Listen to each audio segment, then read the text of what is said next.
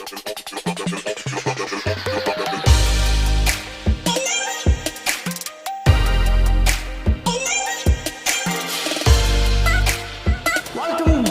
to our channel ज्ञानी edu hub.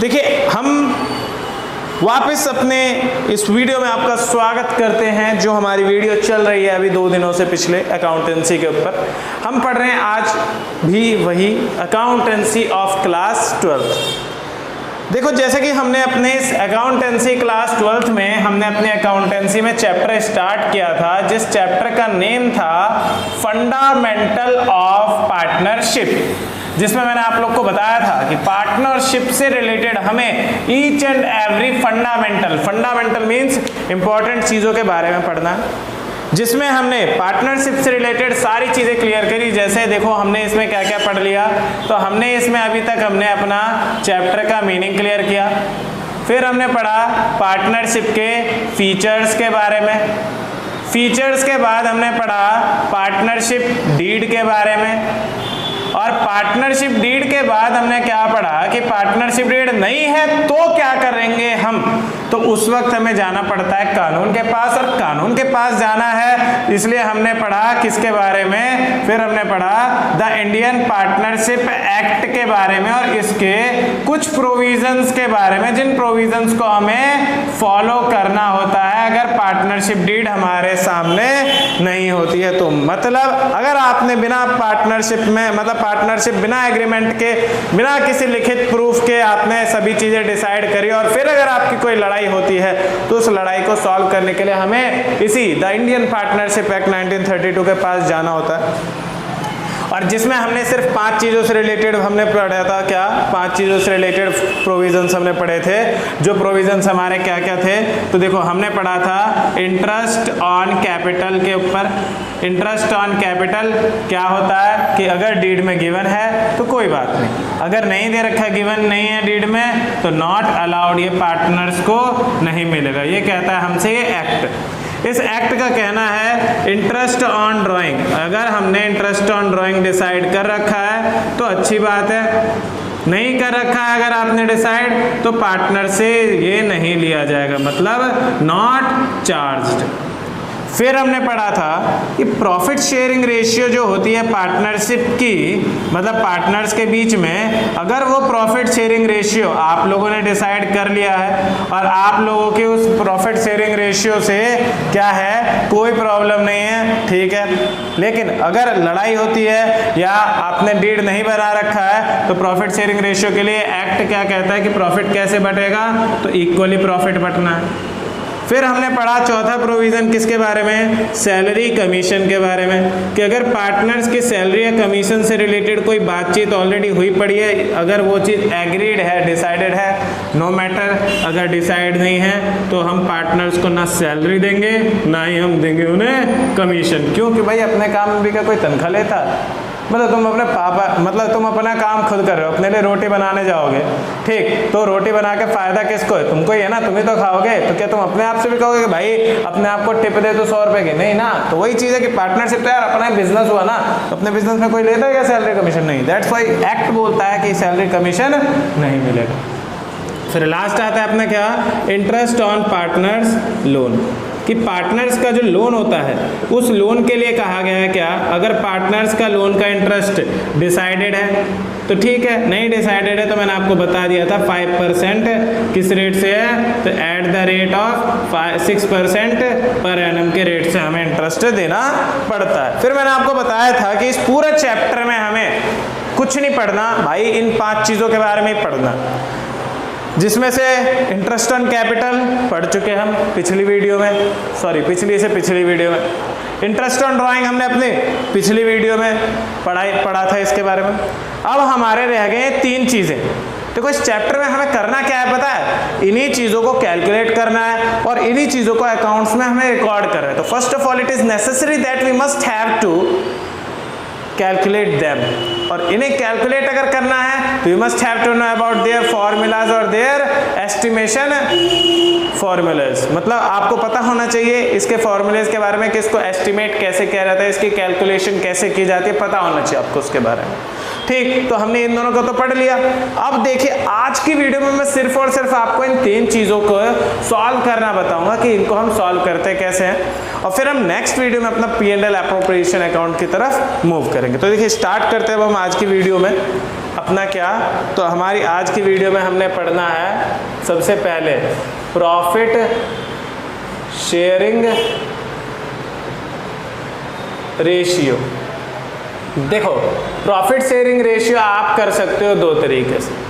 Just imagine आपको बोला गया क्वेश्चन में कि प्रॉफिट आपका दे रखा है 40,000, कितना दे रखा है, प्रॉफिट आपका दे रखा है 40,000, और प्रॉफिट शेयरिंग रेशियो दे रखा है पार्टनर्स का कितना, 5:3:8 दे रखा है प्रॉफिट शेयरिंग रेशियो। तो आप कैसे कर सकते हो, देखो आपके पास 2 तरीके हैं, दोनों में से जो मर्जी आप वो करना।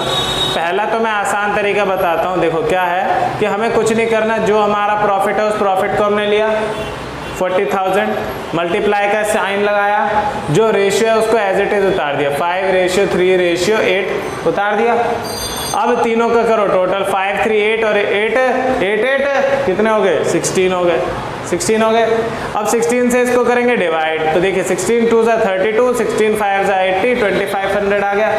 अब आपके सामने सीधा सीधा तीनों बंदे का शेयर कैसे निकलेगा, तो पहले के लिए पहले रेशियो से मल्टीप्लाई, फिर दूसरे के लिए दूसरे रेशियो से, तीसरे के लिए तीसरे से। तो देखो 25 की 5 से करेंगे कितना रहेगा, 12,500, 25 की 3 से करेंगे आ जाएगा 7,500, और 25 के 2 से करेंगे कितना रहेगा 20,000। काम करो, हो गया। ऐसे ही अगर आप इस तरीके से करोगे तो बहुत ज़्यादा आसान है। अदरवाइज आप और कैसे कर सकते हो कि आपने 40,000 लिया, आपने मल्टीप्लाई ऐसे नहीं किया, आपने क्या किया, तीनों बंदों का नाम लिख दिया, तीनों में से उन तीनों के शेयर अलग अलग करके निकाले। जैसे 40,000 टोटल प्रॉफिट हमने तीनों के में लिख दिया। अब देखो ए का शेयर हमारा कितना है, ए का शेयर है 5 और टोटल नीचे लिख दिया 16। फिर बी का अलग निकाला 3/16, इसका अलग निकाला 8/16। फिर इन्हें सॉल्व करके आंसर ले आए, आंसर आपका यही आएगा, सेम टू सेम। तो दोनों में से आप जैसे चाहे वैसे आप प्रॉफिट एंड लॉस को डिवाइड कर सकते हो, कोई दिक्कत नहीं है, एग्जाम में दोनों सही है। फिर हमने पढ़ना है इंटरेस्ट ऑन पार्टनर्स लोन के बारे में। प्रॉफिट एंड लॉस क्लियर हुआ सबको? अगर कोई कंफ्यूजन कोई डाउट तो आप कमेंट्स में डाल देना, मैं आपको क्लियर कर दूंगा। अब देखो क्या है हमारा, उसके बाद अपना आता है interest on partners loan. Interest on partners loan, कि पार्टनर के लोन पे हम इंटरेस्ट कैसे देते हैं। तो देखो कोई दिक्कत वाली बात नहीं, नॉर्मल जैसे लोन का होता है ना वैसे करना है। आपने क्या करना है, सबसे पहले पार्टनर का लोन ले लो। पार्टनर का लोन है कितने रुपए का, मल्टीप्लाई करो किससे, इससे रेट से। रेट गिवन है क्वेश्चन में, मतलब पहले से डिसाइडेड है, अच्छी बात है। नहीं डिसाइड है, नहीं बताया, तो रेट के लिए कितना ले लेंगे, 6% ले लेंगे। टाइम कैसे लेना है, तो भाई साहब देखो टाइम इसमें लेते हैं हम 3 तरीके से। अगर आपको डेज में बताया गया कि पार्टनर ने 60 दिन 70 दिन के लिए लिया, तो आप ऊपर लिख दोगे नंबर ऑफ डेज, नीचे लिखोगे अगर लीप ईयर नहीं है तो लिखोगे 365, और अगर लीप ईयर है तो आप लिखोगे नीचे 366। अगर उसने डेज की जगह वीक के बेसिस पे लिया है तो आप लिखेंगे ऊपर में वीक, कितने हफ्तों के लिए पैसे लिए, और नीचे टोटल वीक कितने होते हैं पूरे ईयर में 52, तो नीचे आ गए 52, कोई दिक्कत नहीं। ऐसे ही डे और वीक की जगह बंदा स्टैंडर्ड तरीके से मतलब मंथली ले पैसे, तो क्या करोगे आप मंथली लिखोगे कितने मंथ के लिए पैसे लिए, और नीचे लिख दोगे 12 और सॉल्व कर दोगे, आपका आ जाएगा इंटरेस्ट ऑन पार्टनर्स लोन। तो देखो प्रॉफिट शेयरिंग रेशियो आसान है, छोटा है। इंटरेस्ट ऑन पार्टनर्स लोन भी बहुत आसान है। जैसे मैं एक क्वेश्चन करवा देता हूँ, जस्ट इमेजिन कि एक पार्टनर ने 8,000 रुपए लिए, तो पार्टनर्स लोन में आ जाएगा 8,000। इंटरेस्ट के बारे में कुछ बताया ही नहीं गया है, तो मैंने इंटरेस्ट ले लिया कितना, 6%, और बोला गया उसने 3 महीने के लिए पैसे लिए थे, तो हम यहाँ पे टाइम कितना ले लेंगे, 3/12। अब देखो 2 zeros से 2 zeros कैंसिल, 6 से 12 कैंसिल, 6 1 से 6, 6 2 से 12, 2 से 80 कैंसिल, कितना रहेगा 40, 40 की 3 से मल्टीप्लाई कर देंगे, the answer which we will get is 120। Finish, कोई दिक्कत, कोई दिक्कत। अब जो हमें पढ़ना है, देखो अब हमने अपना प्रॉफिट शेयरिंग रेशियो भी क्लियर कर लिया, पार्टनर्स लोन भी कर लिया। अब हमने करना है सैलरी कमीशन के बारे में। तो देखो सैलरी और कमीशन के बारे में स्टार्ट करते हैं। उससे पहले स्क्रीनशॉट लोगे, स्क्रीनशॉट ले लो, नोट करना है नोट कर लो।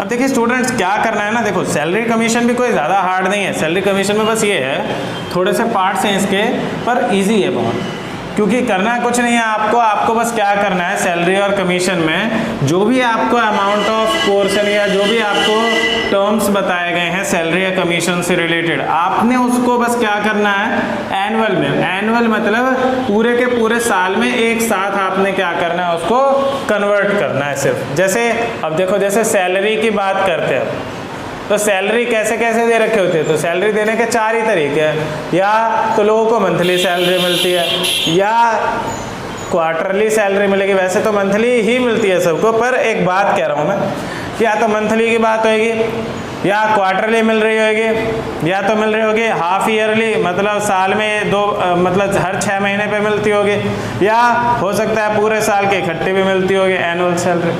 करना कुछ भी नहीं है आपको, अगर मंथली दे रखा है तो भाई सीधी बात है 12 से मल्टीप्लाई, क्वार्टरली दे रखा है 4 क्वार्टर होते हैं 4 से मल्टीप्लाई, हाफ ईयरली दे रखा है 2 से मल्टीप्लाई, और एनुअल दे रखा है तो 1 से मल्टीप्लाई। क्वेश्चन खत्म, सैलरी खत्म।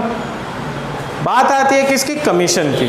तो देखो कमीशन कैसे है कि कमीशन हमारा जो होता है वो हमारे आते हैं कितने तरीके से, 5 तरीके से। जैसे सबसे पहले हमारा कमीशन है किस चीज़ के बेसिस पे, तो on basis of sales, sales के बेसिस पे, या सेल्स की जगह इसको टर्न ओवर भी आ सकता है क्वेश्चन में। आपने करना क्या है, कुछ भी नहीं है। अगर कमीशन बोला गया सेल्स या टर्नओवर पे तो उसका परसेंटेज भी गिवन होएगा। आपने क्या करना है, मतलब रेट गिवन होएगा, आपने क्या करना है, जो भी दे रखा है, टर्नओवर दे रखा है तो टर्नओवर, सेल्स दे रखा है तो सेल्स, मल्टीप्लाई कर दोगे किस चीज़ से, रेट अपॉन 100 से, छुट्टी। ऐसे ही अगर आपको कमीशन बोला गया है किस चीज़ पे, ऑन नेट प्रॉफिट, किस पे बोला गया, नेट प्रॉफिट पे बोला गया, आपको करना क्या है, कुछ भी नहीं, नेट प्रॉफिट लिया और नेट प्रॉफिट की मल्टीप्लाई कर दी किस चीज़ से, रेट अपॉन 100 से, खत्म।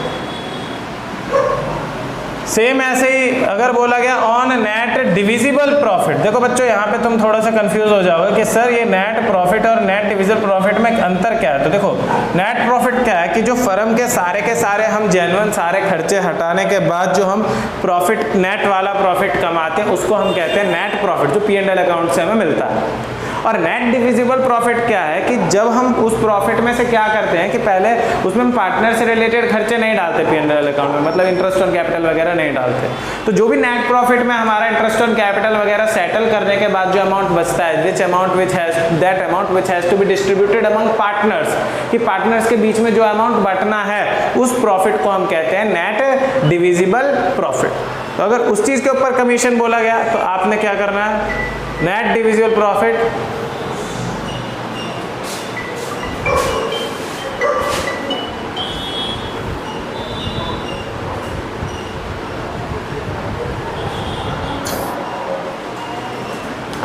तो देखो उस चीज में आपने क्या करना है, net divisible profit multiply by rate upon 100, काम खत्म।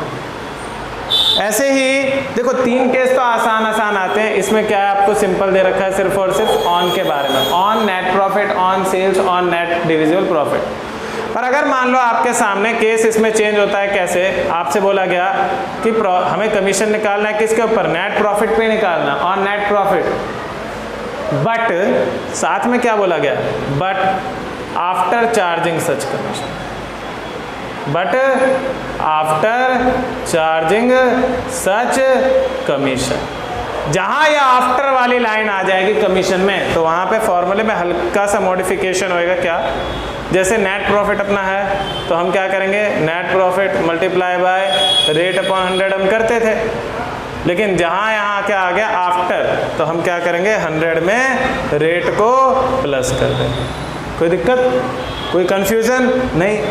सिमिलरली ऐसे ही जो हमारा 5th है कमीशन का केस, वो 5th केस क्या है कि कमीशन के लिए बोला गया है किस चीज पे, तो on net divisible profit, net divisible profit पे कमीशन देना है। अरे नेट डिविजिबल प्रॉफिट पे भी कैसे, तो बोला गया but after charging such commission, कि देना नेट डिविजिबल प्रॉफिट पे लेकिन उस कमीशन के चार्ज होने के बाद का। तो क्या करेंगे हम, सिंपल इस बार नेट डिविजिबल प्रॉफिट की मल्टीप्लाई करेंगे रेट अपॉन 100 से, और मैंने जैसा आपको बताया कि यहाँ पे बट आफ्टर चार्जिंग है तो नीचे में क्या हो जाएगा, 100 में रेट ऐड हो जाएगा। कोई दिक्कत, फॉर्मूला क्लियर सबको। देखो इन फॉर्मूलाज को ध्यान से देख लो, समझा दिए मैंने आपको, फॉर्मूलेज समझ में आए होंगे, आपको नहीं आया डाउट है नीचे आप कमेंट में लिखो।